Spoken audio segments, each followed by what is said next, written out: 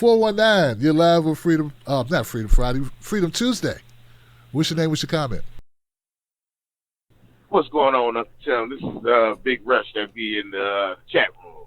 Yes, sir. What's on your mind today, my friend Johnson? Man, you know what? I'm gonna be real with you.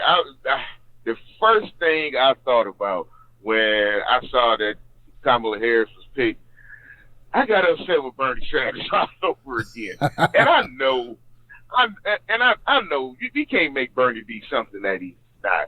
But man, if he had just a little fight in him, we wouldn't have to deal with this mess. I'm just here to tell those Biden, Harris voters in the DNC, look, I'm not voting. I'm not voting for the Democrats or the Republicans in this election. And be upset at yourselves while people like me sit at home. Because you can't keep putting these terrible candidates up there and just thinking that we are just going to show up and vote. So now the campaign is going to be, from this point forward, they already got black women. They already have rules. They're going to be pandering to black men and young voters. And when we don't show up, don't be mad if Trump gets back in and saying, well, this demographic should be showing up. No, you need to start promoting better candidates. And I'm done voting for bad candidates. I'm just not going to vote blue no matter who. Biden, honestly, with me, I can never get over the fact of how he has done black people his entire political career. I can't get past it. And for me to go out there and cast a vote for him, no matter who his VP was, because Biden at the top of the ticket, who would have? If you thought a progressive was going to be his vice president, shame on you for being so naive. That it wouldn't make sense. So, but him being at the top of the ticket was enough for me to say, hey, I'm not voting at all. I can't co-sign his record by putting my vote out there. And as far as Kamala Harris goes, her record, the only reason it's not as bad as Biden because Biden has been in politics a lot longer than her.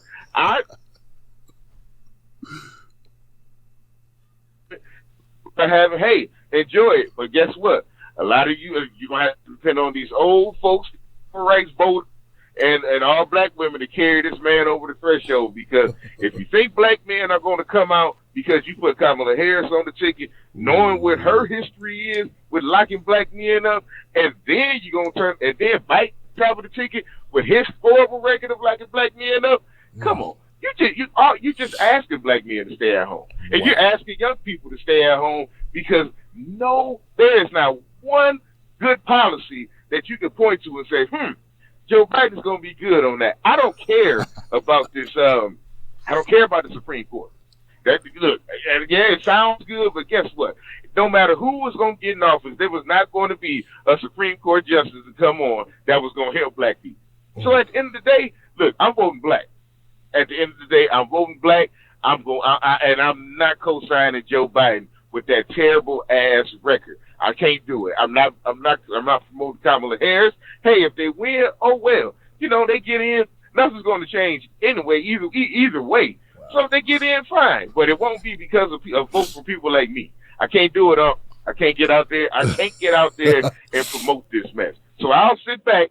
I'm going to sit back and I'm going to wait for a candidate with Bernie Sanders policies that actually has the fight of a Donald Trump without all the lies. Woo. That's what I'm waiting on. Until that candidate comes up, I'm never voting again, and I'm fine with not voting again. Hold on. When you hold on. When you say you're not going to vote, please tell me you're going to vote down ticket. You're going to vote for other officers besides. When it comes to state and local elections, of course, I'm all over that. I'm all over that. But I'm talking about as far as the presidency goes. I'm done voting that. Look, I'm a truck driver. I take care of my family pretty well. I've been blessed to be able to continue to take care of my family through this pandemic. So I'm just not going to go out here and cast a vote for the Democrats, knowing they're going to do the same exact thing that Donald Trump is doing. They're just going to talk a whole lot nicer to you and do all the shit in the back room while Trump do it out front. That's what the only difference is going to be. So I'm fine never voting again for the presidency until I see a candidate that I just described. My brother, man, look, I want to thank you for your You know, honesty, for calling up, man, and just calling it out. And I respect the hell out of it. What I do not do here is vote shame. You want people to feel better about candidates? Run better candidates. Don't want to run on your record? Should have made a better record. That's the point. That's how we roll here. We don't defend that. So, my brother, I appreciate you calling up, Johnson, and you're a Wolfpack member, and thank you for representing. That's a response to that call you never hear on MSNBC. Hell, if this was MSNBC or CNN, they would have cut him off. There'd have been a technical difficulty. There would have been a drop call. There would have been, and they would have, he never would have got that out. This is why you need to become a member of the Wolfpack, because we can have people call up and contrary to popular opinion. I'm an independent, right? I'm an independent voter. And that's where I stand. So, but thank you, my friend. Thank you. All right, 252, you're live. What's your name? What's your comment? Hey, this is Kara from Fayetteville. How y'all doing? How you doing? What's up, Kara? I just want to shout out to that black trucker that called in because he gets it.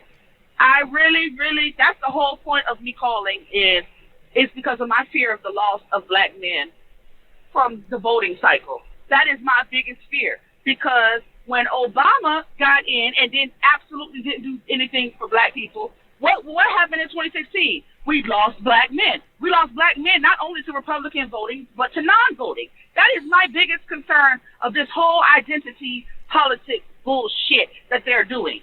Kamala Harris is black now, but previously she never claimed to even be black.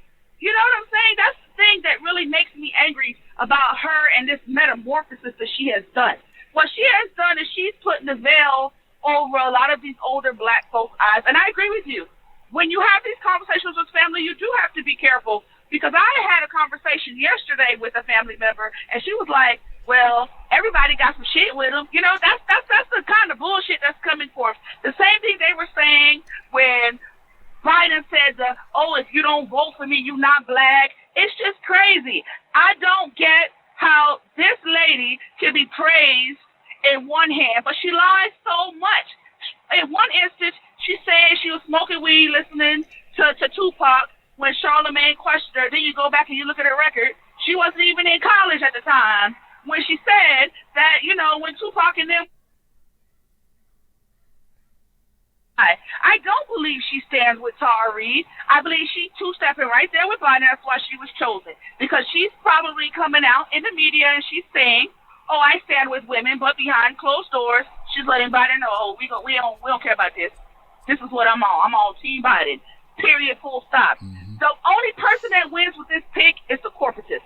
They now pretty much have shore up the next 12 years of corporate-friendly politics.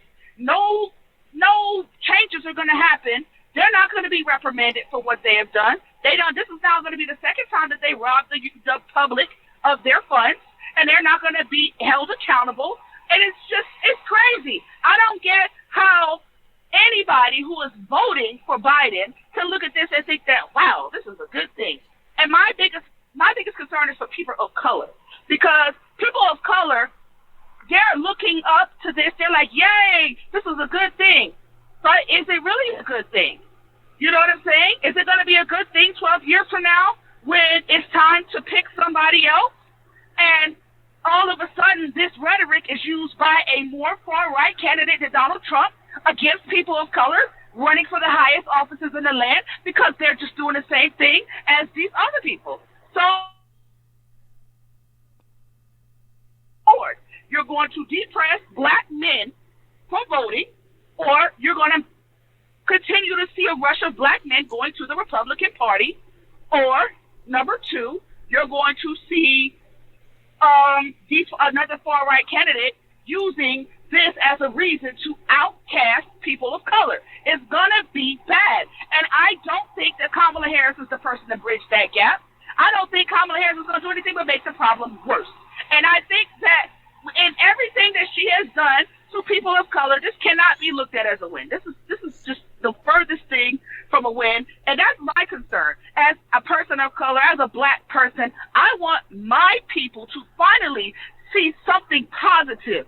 You know what I'm saying? And when I say positively, I mean policy-wise. Kamala Harris just a few weeks ago voted against cutting the military budget, but yet all of these other quote-unquote progressive policies she wants to vote for because she knows they're not going to pass. Yep. But on the policies where Republicans actually step over and vote with Democrats on, that's the ones, her and the Cory Bookers of the world, that's the ones that they vote against. And that's the thing that really makes me angry, because this person is now being looked at as a black woman, and the things that she does over the course of the next 4 to 8 to 12 years are going to be put on black people for generations. True. And that is so frustrating to me, because she's the wrong person. That's what I say about when people say, oh, Stacey Abrams, or oh, do things positively for people of color.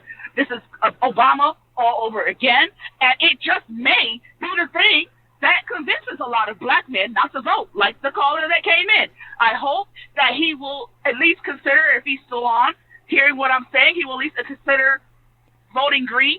If anything, that would be the best thing, since he said that he's going to vote for the state and local elections, because there are state elections being ran at the same time as this presidential election. And I hope that he will change his mind and vote green. So maybe we could get 3 people instead of 2, because the duopoly is really killing our democracy, and it's definitely not helping people of color. It's keeping us right where we are, and that helps no one. I do good in life, you know what I'm saying? I'm a truck driver just like him. I own my own truck, and I do very well. But the point I'm trying to make is, I got family out here that ain't doing well. I got family out here that young and old. Social Security on one end, not getting enough benefits to take care of business on the other. I got people that lost their jobs who, this is the first week they ain't getting no unemployment of the extra $600, and they don't know what they're going to do going forward. They've saved some money, but going forward, what do? And they're not alone. You know what I'm saying? But they're the ones that are going to be hit the hardest, because they're the ones that have the low-paying jobs. They're the ones that do not get the assistance that they need to get to move forward. And they're not going to be able to get through times like this with politicians like Kamala Harris not willing, although she did sign on to $2,000 a month. Fought out when the first deal was out there. She did not speak up. And that is when it was needed. Bernie Sanders fought for that $600. If she had fought as hard and used her political whatever reputation, I feel like that would have been a step in the right direction, where we could have went that way, where every American could have got a monthly stimulus, and we could have shut this country down like it needed to be, and coronavirus wouldn't be out here running rampant to this day. I mean, I saw a story where New Zealand, they're now living regular life because they got rid of the virus. They're free and clear. We should be in something like that. We should be there. We are considered the most richest country in the world. There's no reason why this is out here like this. All right. People are only going back to work and putting themselves at risk because this is, I mean, they can't afford to not to. And it's a shame. Yeah, I'm sorry to go over. I know I'm over. I'm sorry. Y'all have a good night. All right, Karen. Good. I mean, great call as always, sister. Great call. I just gotta give some other people a chance to be great. But I love it, man. And God, you made so many points. I'm not even gonna comment. You said so much. You dropped so much truth. I hope that brothers aren't depressed, man, by this. You know. I hope they're not depressed by this. You know, I get a little cynical from time to time, you know, because I expect to get screwed over. Oh, I would like to submit that when I was pointing out that Bernie Sanders fought for that $600, there were people that called themselves progressive who were taking a dump on him for it.